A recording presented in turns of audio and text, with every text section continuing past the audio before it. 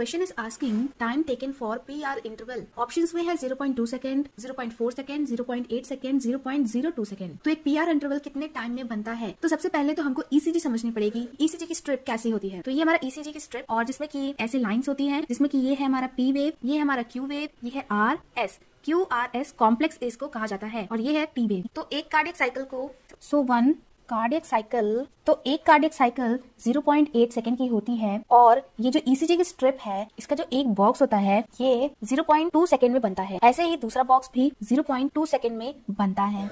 ये है हमारे बिग बॉक्सेस, और इस वन बिग बॉक्स में 5 स्मॉल बॉक्सेस आते हैं। अगर आपने ECG की स्ट्रिप देखी है तो आप लोग देख सकते हैं कि इसमें बिग बॉक्स एक है जिसको हाईलाइट करके लाइन्स हैं, और उसके अंदर 5 और छोटी छोटी लाइन्स हैं, 1 2 3 4 5। तो इनमें से जो एक स्मॉल बॉक्स होता है, उस स्मॉल बॉक्स को बनने में 0.04 सेकंड का टाइम लगता है। इसी तरह अगर आप 0.04 सेकंड को 5 से इंटू करेंगे तो आपका आंसर आएगा 0.2 सेकंड, और कह सकते हैं बिग बॉक्स का टाइम।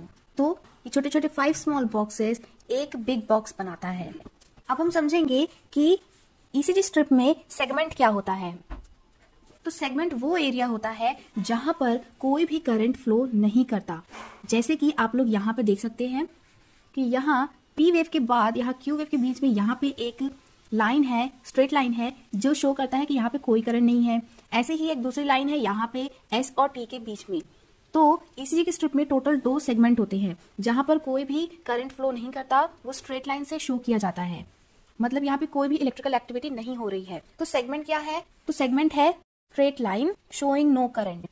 तो जहां जहां स्ट्रेट लाइन है वो हमारा सेगमेंट होगा। तो जैसे कि हमने सेगमेंट में क्या समझा कि ये है PQRS कॉम्प्लेक्स T वेव। तो इसमें यहाँ पर एक ये सेगमेंट होता है और एक ये, इसको हम कहते हैं PR सेगमेंट, इसको हम कहते हैं ST सेगमेंट। तो सेगमेंट 2 टाइप के हैं, PR सेगमेंट और ST सेगमेंट। अब हम देखेंगे इंटरवल क्या होता है। इंटरवल क्या होता है कि जब ये एक सेगमेंट जहाँ पे कोई भी इलेक्ट्रिकल एक्टिविटी नहीं है, ये सेगमेंट और एक वेव और एक सेगमेंट, इन दोनों को एक साथ कहते हैं इंटरवल। जब एक सेगमेंट के साथ एक वेव को जोड़ दिया जाता है तो उसको इंटरवल कहा जाता है। जैसे कि एक सेगमेंट के साथ जब एक वेव ऐड हो जाती है तो उसको इंटरवल कहते हैं। ऐसे ही हम दोबारा डायग्राम से समझेंगे कि ये हमारा ECG, और इसमें ये हमारा एक सेगमेंट था। अब इसके साथ अगर हम P वेव को जोड़ दें तो ये बन जाएगा PR इंटरवल। और अगर हम इस QRS कॉम्प्लेक्स की इस वेव को इससे लेकर अगर इस सेगमेंट तक ले जाएं, अगर इस QRS कॉम्प्लेक्स की वेव को इस